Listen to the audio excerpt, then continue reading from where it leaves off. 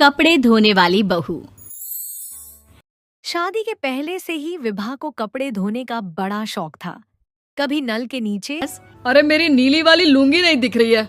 विभा की अम्मा, कहाँ रखी है लुंगी? अरे वो तो विभा ने परसों ही धोकर रखी थी आपकी अलमारी में, देखो वहीं होगी। वो ना मैंने आज धो दी, मुझे लगा कि गंदी हो गई होगी। अरे कैसे गंदी हो गई थी? उसे तो मैंने पहना भी नहीं। हे भगवान, इस लड़की के कपड़े धोने की आदत से परेशान हो गया हूँ मैं। जितना तो घर में राशन नहीं आता, उससे कहीं ज्यादा डिटर्जेंट पाउडर का खर्चा है। इसकी शादी करवा दो, शादी जाए अपने घर में ही करे काम, फिर चाहे घर के कपड़े धोने हो या पूरे गांव के। हाँ ठीक बोल रही हूँ, देखता हूँ मैं कोई लड़का। वो दिन भी आ जाता है जब विभा को लड़के वाले देखने आ जाते। लड़की मुझे अच्छी लगी। होने वाली सास कहती है, बेटी अगर कुछ पूछना है तो पूछ लो। वैसे तो हमारी लड़की बहुत ही शर्मीली है, जो बोल दो वो मान लेती है, इसे क्या पूछना होगा।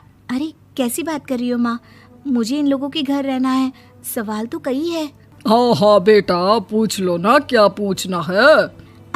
आप लोगों के घर कपड़े कौन धोता है? सास का मुंह बन जाता है। देखो, अगर तुम ये कहना चाहती हो कि तुम्हें कपड़े धोने नहीं आते तो सुन लो, कपड़े मैं ही धोती हूँ, लेकिन तुम्हारे आ जाने के बाद मैं रुमाल तक नहीं धोऊंगी। अरे चुप रहना भाग्यवान, बहू बेचारी घर आई नहीं, उसे डराना शुरू कर दिया। वो क्या है ना बिटिया, अभी तक तो ये कल्लू की माँ ही धोती थी, लेकिन अब तुम्हारे पापा तो दहेज में वॉशिंग मशीन देंगे ही। तभी विभा की माँ बोल पड़ती है, सवाल भी पूछा तो क्या। वैसे भाई साहब, मशीन की तो फिर भी कपड़े धोने की कैपेसिटी होती है। मतलब जो बिटिया दे रहे हैं ना विभा, इसे कपड़े धोने का बहुत शौक है। ये आप लोगों के क्या, आस पड़ोस गांव मोहल्ले सबके कपड़े धो दे और उफ तक ना करे। बाहर देखा नहीं आपने कितने कपड़े सूख रहे हैं?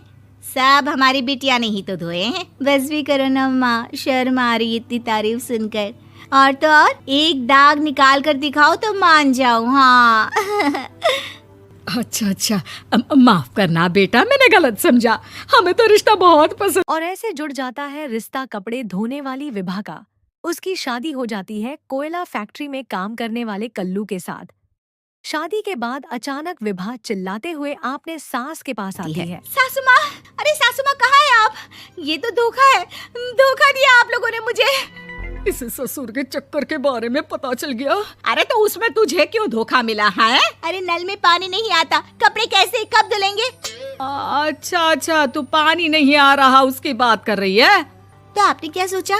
कुछ नहीं। अच्छा, तेरी माँ ने कहा था कि कपड़े धोने का शौक है तुझे, याद आया मुझे। शौक बोलकर कपड़े धोने वाले मेरे जुनून को कम ना आके सासू माँ, कपड़ा धोना मेरा गुरूर है। तभी पति भी वहाँ आ जाता है। अभी मैंने इसे सनी देओल की फिल्म दिखाई है, उसी के डायलॉग मार रही है माँ। अच्छा सुन, साफ साफ बता रही हूँ, पानी सुबह 4 से 6 और शाम को 10 से 12 आता है, समझी? विभा टाइमिंग सुनकर हैरान हो जाती है। ये क्या भूतों का मोहल्ला है? सुबह 4 बजे उठकर कौन कपड़े धोता है? 4 बजे टंकी में पानी जाता है, फिर सारा दिन धोना ना, किसने मना किया? अरे कैसी बात कर रही हैं? 200 लीटर की टंकी में कितने कपड़े धो लूंगी मैं? सुबह ही उठ जाऊंगी मैं। अब क्या था, सुबह के 4 बजे से लेकर रात के 12 बजे तक कपड़े ही धोती रहती। एक रोज पड़ोस से निकलकर कहीं जा रही होती है। हाँ कल्लू की माँ, जरा ये बताओ कि 2 साड़ी है, 2 ब्लाउज और एक पेटीकोट और एक नाड़े वाला लंबा कच्छा। हाँ तो? अरे तो क्या, कितना लोगी धुलाई ये बताओ। धोबन दिख रहे हैं हम क्या? हमारे पति सरकारी नौकरी से अभी रिटायर हुए हैं और बेटा सुपरवाइजर है कोयला फैक्ट्री में। धोबन समझ रखा है हमें? हाय रे कल्लू की अम्मा, माफ कर दो, वो तो मोहल्ले में यही सब बता रहे थे कि तुमने बहू को कपड़ा धुलवाने के काम में लगा दिया। सास को पड़ोसन की बात सुनकर गुस्सा आ जाता है। वो घर पहुंचती है जहां घर के बाहर ही इतने सारे कपड़े सूख रहे होते हैं जितने किसी धोबन के घर अरे ओ कल्लू की दुल्हन, बाहर निकल। माँ जी यहीं आ जाओ, बाथरूम में चादर धो रहे हैं हम। अरे अभी हम धोते हैं, तुमको बाहर निकलो। ये आस पड़ोस वाले बोल रहे हैं कि हम बहू से कपड़े धुलवा कर उसे कपड़ा धोने वाली बना दिए हैं। अरे छोड़ो ना माँ जी, किन लोगों की बातों में आती हो? आस पास के लोगों का तो काम ही होता है कि वो किसी तरह सास बहू को लड़ा दे। बहू सारे घर के कपड़े धोती है, ये क्या कम है? बोलिए। सास को भी लग जाता है कि वो बहू का ये सनकीपन नहीं छुड़वा सकती, इससे अच्छा है कि खुद ही चुप हो जाए।